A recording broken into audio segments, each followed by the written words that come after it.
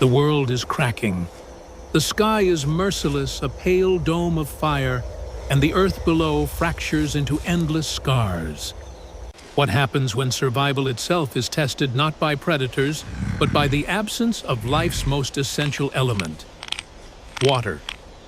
How did our ancestors endure droughts that lasted years, even generations?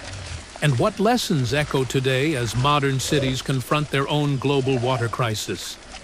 Stay with this journey, because what you are about to witness is not only the story of the past, but a mirror to our present. Dust rises in thick plumes as bare feet drag across the parched savanna. A small band of early hominins pushes forward under a crushing sun. Their ribs show their mouths, cracked tongues swollen with thirst. The landscape that once offered streams and fruit-bearing trees has collapsed into silence. The watering holes where herds once gathered are now pits of cracked clay, shimmering mirages promising only disappointment. Vultures circle low, sensing fragility. The matriarch leads her eyes, scanning the horizon, not for prey, but for a shimmer of relief shade. Moisture, the faintest track of migrating animals that may guide them to water. In her hand, she grips a smoothed stone, more talisman than weapon, a reminder that endurance is as much ritual as survival. Children stumble, carried when their legs fail, while the strongest males hover close, ready to ward off predators drawn by weakness. Danger is near. Time stretches like the drought itself. Days blur into weeks, and memory of rain becomes myth. At dusk, they collapse under thorn trees, bodies pressed together for warmth against the desert chill. Their skin is coated in dust, turning them into living sculptures of endurance. No words are spoken, for language is not yet their shield. Meaning flows through glances, gestures, and the simple act of sharing the last morsel of gathered root. Conflict arrives not from rival clans, but from within. The weakest falter. A youth falls unable to rise, his breath shallow. The band pauses, torn between the weight of compassion and the gravity of survival. The matriarch kneels, lifting his face toward the stars. The others wait in silence, the night wind carrying the scent of death. But she does not leave him. She signals for branches to be cut, crafting a crude stretcher. Unity is not optional. It is the only weapon left against extinction. Morning comes, and with it, a faint chance. A distant rumble vibrates the air, not of thunder, but of hooves. A herd of desperate antelope sweeps across the horizon, dust rising like smoke. The band stirs. Instinct sharpens. Where animals move, water may yet exist. They rise, gathering their tools, every muscle taut with urgency. This is not the hunt of abundance, but the chase of survival, where to follow is to live, and to falter is to vanish into history. The pursuit begins. The herd moves swiftly, hooves striking the cracked earth, like war drums sending tremors through the brittle soil. The band follows shadows stretched long by the pitiless sun.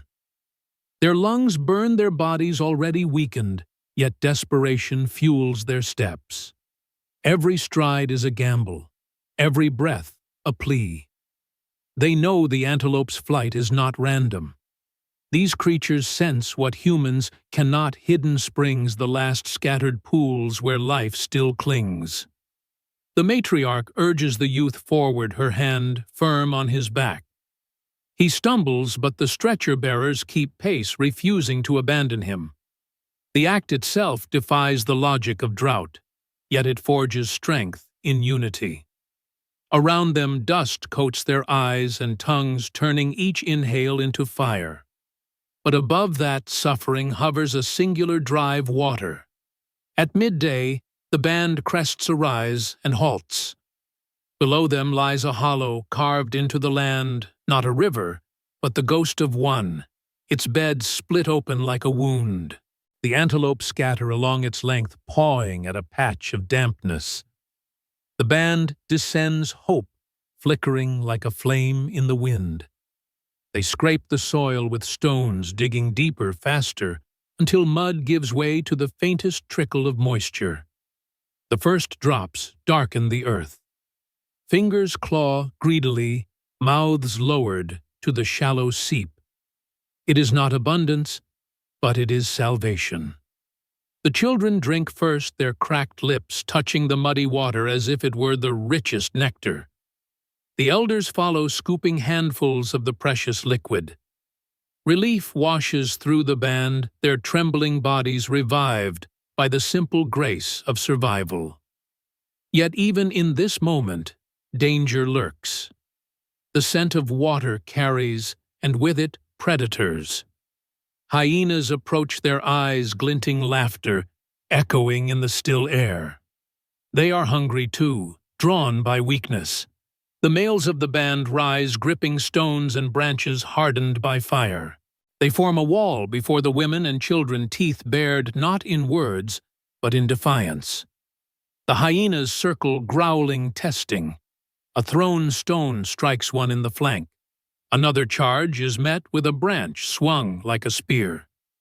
It is a standoff of wills, and for a moment, the drought itself pauses to watch. Finally, the hyenas retreat, snarling, their hunger denied. The band exhales exhaustion, folding into relief. They return to the trickle, protecting it, as if it were a fire they cannot let die. Each sip carries the weight of generations, proof that survival is more than endurance. It is resistance. As night descends, stars pierce the sky, brilliant against the void of waterless land. The band huddles near the shallow seep, their bodies pressed close. The matriarch lifts her gaze upward, eyes reflecting starlight. In her silence lies a question that echoes across millennia. When the earth denies abundance, what binds a people together, the fight for oneself or the sacrifice for all? The drought continues.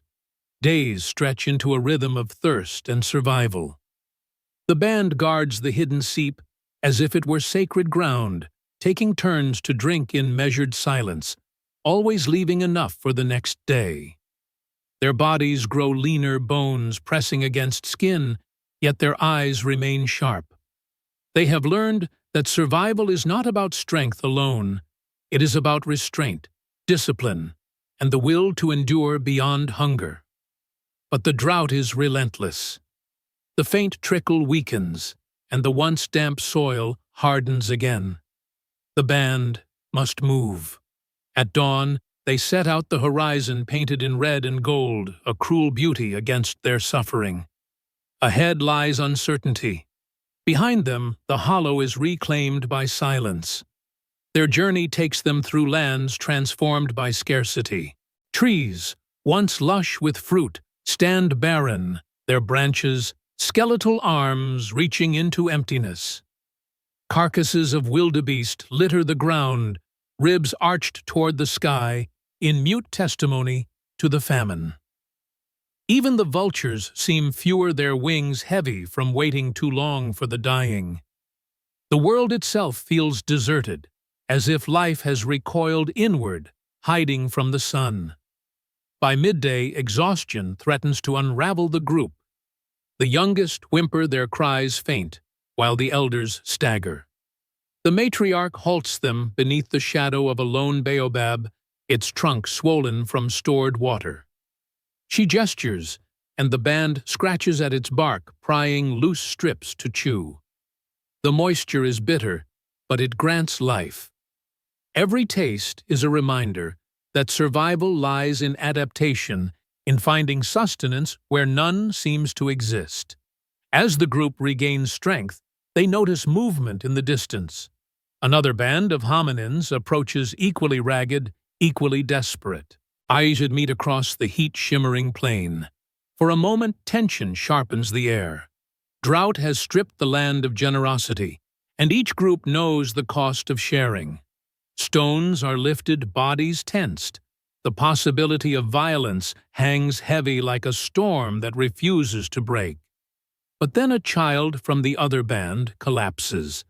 The matriarch does not hesitate. She steps forward, extending a strip of chewed bark. Her gesture, one of offering, not challenge. The air shifts, slowly, stones lower. The rival leader accepts, his face carved by exhaustion, but softened by necessity. The two bands circle warily, but hostility fades into a fragile truce. For this day, survival demands unity over conflict.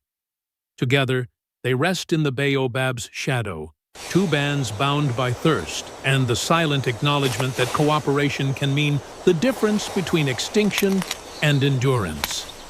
The children watch, learning that even in the harshest drought, the act of sharing can carve a path forward. Night falls, and with it, an omen. A cool breeze stirs the dust, carrying with it the faintest scent of rain. The bands lift their faces to the stars, their bodies aching with hope. Far away, clouds gather on the horizon, heavy and dark. But will they bring salvation or a storm too fierce for survival? The answer lies ahead.